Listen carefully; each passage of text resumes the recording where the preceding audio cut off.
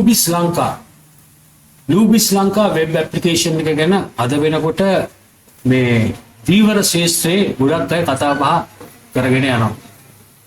මේක ඇත්තටම ලොන්ච් කරේ අපි කොටස් තුනකින් ක්‍රියාත්මක කරන්න. ඒක නිසා මම මේ හදිස්සියේ වගේ මේ මුහුදු වෙරළ ආසන්නයට ආපු වෙලාවක ඔබව ආමන්ත්‍රණය කරන්න හිතුවේ. කොටස් තුන කියන්නේ මේමයි. පළවෙනි කොටස යන්නේ තොග වෙළඳාම වෙන්දේසිගත කරන්න පමණයි. මේක වෙන්දේසියක්. ප්‍රථම වෙන්දේසිය e-commerce trade platform එකක එන මත්ස්‍ය අස්වැන්න සඳහා. මේකට ඒ කියන්නේ ඔබ විකුණුම්කරුවෙක් නම් ඔබට දාන්න පුළුවන් ඔබේ මත්ස්‍යයන් පල්ලගෙන එනවා ඔබගේ ගාණක් තියෙනවා ඒ ගාණට අනුව ඔබට මේකට දාන්න පුළුවන්. ඔබට තවදුරටත් මේ කියන්නේ මේකට අනවශ්‍ය ලෙස මැදිහත් වෙන තරවකරුවන් ගැන මනස වේසවන්න අවශ්‍ය වෙන්නේ නැහැ. මේක දාන්න අපේ තියෙනවා ඒකේ ගුණාත්මක බව වර්ධනය කරගන්න හදපු ක්‍රයිටීරියා. ඒ කියන්නේ ක්‍රමවේදය. ඒ ක්‍රමවේදයට අනුව මේක සාමාන්‍යයෙන් අපි දන්නවා බෝට්ටුවේ නම. එතකොට අල්ලගන්න තියෙන මාළු ප්‍රමාණයන් මාළු මොනවද? ඒවා මේකට ඇතුළත් වෙන්නම ඕනේ. ඒකම ගොඩබාන ස්ථානයේ තත්ත්වය පිළිබඳ අපි විශේෂයෙන්ම සැලකිලිමත් වෙනවා. ඒක පිළිසිතුව තියෙන්න ඕනේ. ඒක අපේ සෙන්ටර් මැනේජර්ස්ලා ඉන්නවා. ඒ සෙන්ටර් මැනේජර්ස්ලා හරහා තමයි ඒවා පිරවෙන්නේ. එතකොට අපි ඇත්තටම HACCP ඒ කියන්නේ Hazard Analysis Critical Control Points කියන සර්ටිෆිකේෂන් එක අපි බලාපොරොත්තු වෙනවා මේ ගොඩබාන ස්ථානවල යථා කාලයේදී යාවත් කාලින වෙයි කියලා. විශේෂයෙන්ම තීව්‍ර වරායන් මේ පිළිබඳව අවධානය යොමු කරන්න ඕනේ. HACCP සර්ටිෆිකේෂන් එකක් ඒගොල්ලෝ අරගෙන ඒක කන්ටිනියු කරන්න ඕනේ. ඒක මේන්ටේන් කරන්න ඕනේ. ඒක අන්තර්ජාතික වශයෙන් මේ මත්ස්‍ය සම්පත විකිණීමේදී ඉතාම වැදගත් සර්ටිෆිකේට් එකක් වෙනවා. ඒකම මත්ස්‍යයන්ගේ තත්ත්වය. ඒ කියන්නේ ඒගොල්ලන්ට පාවිච්චි කරලා තියෙන පසුවස්සම් තාක්ෂණය මොනවද? අයිස්ද නැත්නම් චිල් වෝටර්ද නැත්නම් බ්ලාස්ට් ෆ්‍රීස් කරලා තියෙනවද? අන්න ඒ වගේ තත්ත්වයන් මේකට ඇතුළත් වෙනවා. ඊට පස්සේ මේකේ මෙලමයින් කන්ටෙන්ට් එක. මෙලමයින් කන්ටෙන්ට් එක කොහොමද තියෙන්නේ කියලා ඒකත් තියෙනවා. හෙල්ත් සර්ටිෆිකේට් එකක් මේකේ තියෙනවා. ඒව ඔක්කොම සම්පූර්ණ වුණාට පස්සේ තමයි මේකට ඇතුළත් කරන්න පුළුවන් වෙන්නේ. මොකද ඒවා ඔටෝමැටිකලි ඒවා සම්පූර්ණ වුනේ නැත්නම් මේකට ඇතුළත් කරන්න බෑ ඡායාරූපයක්. තියෙන ඔබේ ඡායාරූප මත්ස්‍යයන් ඉදිරිපත් කරන්න විතරයි අපේ සෙන්ටර් මැනේජර්ස් හරහා සෙන්ටර් මැනේජර්ස් බලන ඔය ගුණාත්මක භාවය. ඇත්තටම අර ඕෂන් ටු ප්ලේට් ඒ කියන්නේ සාගරයේ සිට තමන්ගේ පිගාන දක්වා මේ මත්ස්‍යයන් එන ආකාරය පිළිබඳව සහ ඒ ගුණාත්මක භාවය පිළිබඳව ඉතා විශේෂ වූ ක්‍රමවේදයක් තමයි මේක අනුගමනය කරන්න වෙන්නේ. එතනින් එහාට ගත්තාම ඊට පස්සේ යන්නේ වෙන්දේසිය. වෙන්දේසිය ගැනුම්කරුවෝ ඉන්නවා, වෙන්දේසිය විකුණුම්කරුවෝ ඉන්නවා. විකුණුම්කරුවෝ තමන්ගේ මුදලට මේක ඇතුළත් කරනවා. ඒකට අවශ්‍ය ගැනුම්කරුවෝ ඉන්නවා නම් ඒගොල්ලන්ට පුළුවන් මේක වෙන්දේසිය සාමාන්‍ය වෙන්දේසිය වශයෙන් මේ ගාන උඩට උස්සන්න වෙන්දේසිය ඔන්ලයින් විදිහට. මේකේ මැනුවල් කිසි දෙයක් කරන්න බෑ. අපිට සුපර් ඇඩ්මින් කෙනෙක් ඉන්නවා, අපිට සෙන්ටර් ඇඩ්මිනිස්ට්‍රේටර් ඉන්නවා. ඒ කියන්නේ මධ්‍යස්ථාන භාරව ඉන්න ඇඩ්මිනිස්ට්‍රේටර් ඉන්නවා, සුපර් ඇඩ්මින් කෙනෙක් ඉන්නවා මේ සියල්ල මේ සුපර්වයිස් කරන්න. නමුත් ඒගොල්ලන්ට කිසි දෙයක් කරන්න බෑ. මැනුවල් නෑ, මේක ඔටෝමේටඩ් සිස්ටම් එකක්. ඒකයි මේක වටිනාකම. අපි විශාල මුදලක් වියදම් කරා, විශාල කාලයක් මේකට ගත කරා. ඒ වගේම මේ ඉන්ෆර්මේෂන් ගැදර් කරන්න අපි සෑහෙන දුරට මාජනතාවත් එක්ක සම්බන්ධ වුණා. ඉංග්‍රීසි ශ්‍රේෂ්ඨය. ඒකට මේකේ ඉන්න පාර්ශවකරුවන් ගොඩක් දෙනෙකුට අපි කතා කරලා තියෙනවා. ඒ අනුව තමයි මේ ඔප්ෂන් එක යන්නේ. ඒ ඔප්ෂන් එක ඒ යන පිළිවෙලට අපි මේ අදාළ ඔප්ෂන් එකේ මේ මුදල වැටුණට පස්සේ ඒක ලෝඩ් කරන්න අවශ්‍ය ට්‍රාන්ස්පෝර්ට් පාසකුණුත් මේ ඇප් එකේ හදලා තියෙනවා. ඒ කියන්නේ අපි උදාහරණයක් ගත්තොත් අපි ගාල්ල වරාය ගත්තොත් ගාල්ල වරායේ අවට තියෙන මත්ස්‍ය මේ ප්‍රවාහනය සඳහා යෝජිත සහ සුදුසු ඒ වාහන මේ ඇප් එකේ තියෙනවා. Tamanට කැමති කෙනෙක් ගන්න පුළුවන්. නමුත් මේ ඇප් එක ඇවිල්ලා අපි හදලා තියෙන්නේ පහසුකම් සැලසීමක් වශයෙන් විතරයි අපි හදලා තියෙන්නේ විදියට අපි දෙවැක්සිම වගකීමක් අපිට ගන්න බෑ. අපිට AI තාක්ෂණය ආවොත් ඔය මත්ස්‍යයන්ගේ ගුණාත්මක භාවය මෙන්න මේ තත්ත්වයෙන් ආටිෆිෂල් ඉන්ටෙලිජන්ස් ඒ කියන්නේ කෘත්‍රිම බුද්ධිය මගින් යථා කාලයේදී ඒක දැනගන්න පුළුවන් වෙනවා කියලා අපි විශ්වාස කරලා තමයි මේක හදලා තියෙන්නේ. ඒකින්ද දැනට දැනුම්කරුවට සිදු වෙනවා තමන්ගේ නියෝජිතයෙක් මේ මත්ස්‍ය මධ්‍යස්ථානයේ අසලින් කතා කරලා දුරකථනය මගින් කතා කරලා මේ පිළිබඳව යම්කිසි වාර්තාවක් අරගෙන ඒ අයිස් ගන්න යවුවා ඒ ලෝඩ් කරන යවුවා ඒ සුපර්වයිස් කිරීමේ බලාත්මක භාවයේ තියෙන ඒගොල්ලෝ. ඒක මේ මත්ස්‍යයන් ටික ඒකට පැටෙව්ව ගමන් මේ වාහනයට පැටෙව්ව ගමන් පේ බටන් එක ඔබන්න තියෙන්නේ දැනුම් කරුවට. ඒ පේ බටන් එක එබුවාම තමයි ඉක්ුණුම් කරට සල්ලි යන්නේ. ඉක්ුණුම් කරට සල්ලි ගිය ගමන් ඉක්ුණුම් කරට එතනින් වාහනේ යවන්න පුළුවන්. එතනින් පස්සේ ඒ සංසිද්ධි මාලාව ඉවරයි.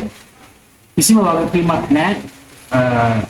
ඇප් එකට ඊට පස්සේ කරන්නේ ඒක ඒ අදාළ ස්ථානයට යන්න තමයි කටයුතු කරන්න තියෙන්නේ. මොකද කරන්න තියෙන්නේ මොකද දැනුම් කරුව දන්න දැනුම් කරුව අඳුනන ප්‍රවාහන ඒකකයකට තමයි මේක බාර දෙන්න තියෙන්නේ. ඕක අපි පළවෙනි පියවර වශයෙන් අපි ඕක දැනට කරගෙන යනවා. දෙවෙනි පියවර එන්නේ මේකේ සිල්ලර වෙලදාම.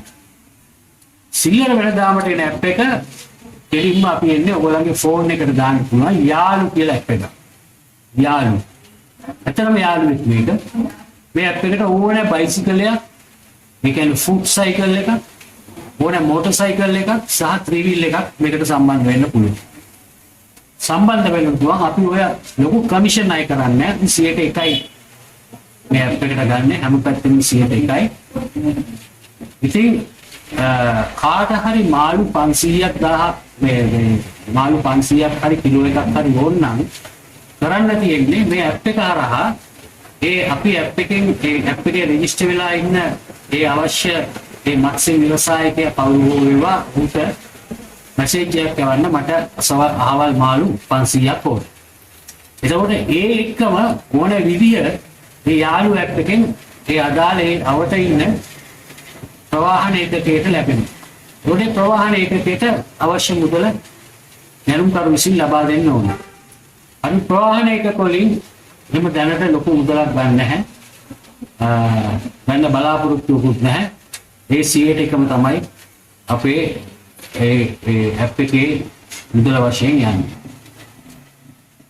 ඒ යාළු ඇප් එක හරහා ඒක ගියාට පස්සේ තුන්වෙනි පියවර තමයි අපි ඔය කියන ගුණාත්මක භාවය වැඩි කරන HACCP control ඒ කියන්නේ HACCP certification තියෙන තැන් වලින් එහෙම තියනවා නම් සහ නැත්නම් අපිට සමහර වෙලාවට අපි දන්නවා යුරෝපියන් යුනියන් එකෙන් ඇවිල්ලා ඒ ෆුඩ් කන්ට්‍රෝල් එකෙන් ඇවිල්ලා අපේ වරායවන් බලලා අපිට සහතිකයක් දීලා යනවා ඒවා මත්ස්‍ය අපනයන සුසුයි කියලා.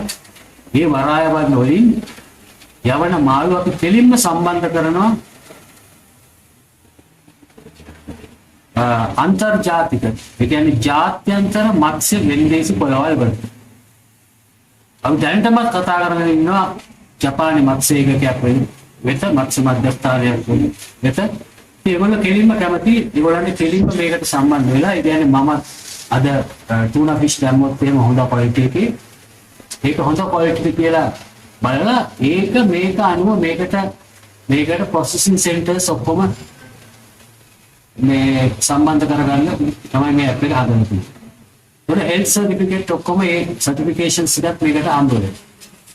ඒ හම්බ වෙලා යන ගමන් මේකෙන් ඒ ප්‍රොසෙසින් සෙන්ටර් එක හරහා ජපානට යනකල් මාළුව යන ක්‍රමවේදයක් තමයි මේ ඇප් එකේ තුන්වෙනි පියවරට එන්නේ ජාත්‍යන්තර වෙළඳපොළ.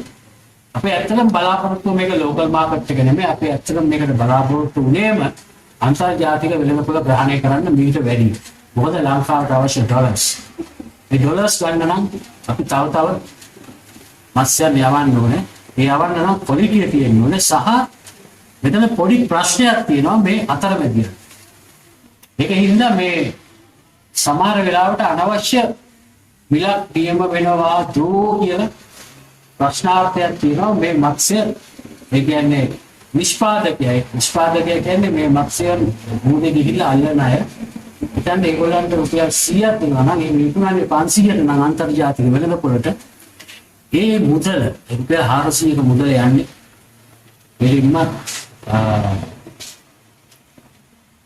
අතරමැද. ඉතින් අන්න ඒක නවත්තන්න තමයි ඇත්තටම ඕනේ. ඒක සමාජ විට ඒක මට ප්‍රශ්නයක් වෙයි. නමුත් මම ඒකට විදිහකින් සැලෙන්නේ නැහැ. ඒක බලාපොරොත්තුෙන් තමයි මේ ඇප් එක හැදුවේ. ඒක නිසා මේ කොටස් තුන හරියට ගියොත් මේ රටේ මත්ස්‍ය අපනයනය වෙනවා. වරායන් වල තත්ත්වය උඩට එනවා. ඒ වගේම ඩිජිටලයිස් වෙන මේ ලෝකේ අපි දීවර කර්මාන්තය ඩිජිටලයිස් කරනවා. මොකද මේකේ තියෙනවා මේ ඇප් එකට offshore bunkering තියෙනවා. එතකොට මේ ඇප් එකට තියෙනවා weather forecast එක. ඒ කියන්නේ කාලගුණ අනාවැකි ගන්න පුළුවන් තැන. මත්ස්‍යයන්ගේ ඩිරෙක්ටරි එකක් තියෙනවා. එන මත්ස්‍ය ශබ්දකෝෂයක් වගේ එකක් තියෙනවා මේ එකට සමගාමීව. ඒ එකම මේ ඇප් එකේ අපි හදලා තියෙනවා පුළුවන් නම් ඉන්ෂුරන්ස් ස්කීම් එකක් හදන්න මේ හදිස්සියේ ඒ කියන්නේ අසනීප වෙන අපේ දීවර සහෘදයන් උඩට ගේන්න පුළුවන් වේගෙන් පියමට යා හැකි ඇම්බියුලන්ස් බෝට් එක.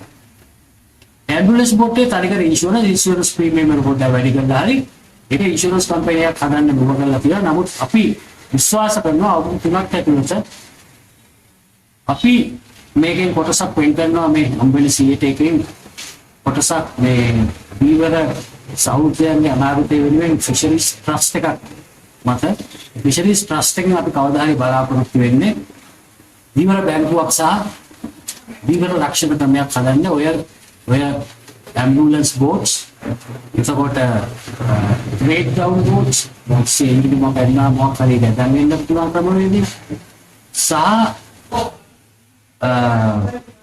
ඒ කියන්නේ මේ දීවර උපකරණ ඒ උපකරණ වලට යම් කිසි ඉන්ෂුරන්ස් ස්කීම් එකක් හදන්න. මොකද අද කාලේ මේ හැමෝම ඉතින් මේ දීවරය බොරු කරනවා. ඒකින් තමයි මේක කරන්න බැරි කියලා දැලක් කැපුණොත් දැලක් කැපුණ එකේ එතනින් යන නැව මොකද්ද කියලා ඒ නැවේ නම බලා ගන්න එක මහලුක වැඩකුත් නෙමෙයි ෆොටෝ ගන්න එක මහලුක වැඩකුත් නෙමෙයි. ඉතින් එතකොට AIS එක තියෙනවා. AIS එකෙන් බලන්න පුළුවන් ඒ නැව එතනින් ගියාද කියලා. ඉතින් එතනින් ගියා නම් යම් කිසි දෙයක් ස්ක්‍රීන් එකක් සිදු වෙලා තියෙනවා.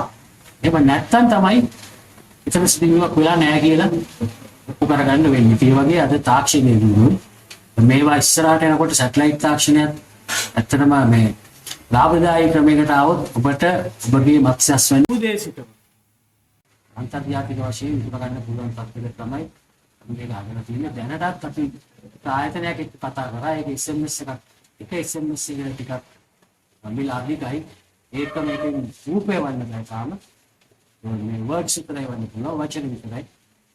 ඒක තමයි මේ UBIS ලංකා කියන වෙබ් ඇප්ලිකේෂන් එකේ තියෙන සාමාන්‍ය ක්‍රමවේදය තමයි ඔය. ඉතින් මේක ටෙක්නිකල් පැත්ත මම කියලා වැඩක් නෑ. ඒක අපි software engineers කියන්නේ ඕනේ, developers කියන්නේ ඕනේ. මේක ටෙක්නිකල් පැත්ත. මම මේ කිව්වේ ඔපරේෂන් එක කොහොමද ක්‍රියාත්මක වෙන්නේ. ඒ ඔපරේෂන් එකට අනුව අපේ ප්‍රෝග්‍රෑම් එක තියෙන ඩිජිටලයිසේෂන් ඕෂන් කියලා.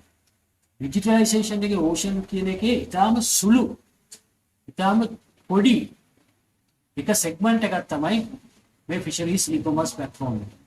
නමුත් මේක බැලුවොත් එහෙම අපි marine tourism වලට new economy learning corridors වලට සහ anti human smuggling සහ anti drug trafficking වලට යනකල් මේක ඩෙවලොප් කරන්න බලාපොරොත්තු වෙනවා. එතනින් අපි නවතින්නේ නැහැ. හැමදාම හැමෝටම ප්‍රශ්නයක් වෙලා තියෙන එළවලු සහ වී වලට මේ ඇප් එක ගේන්න ක්‍රමවේදයක් හදලා තියෙන්නේ.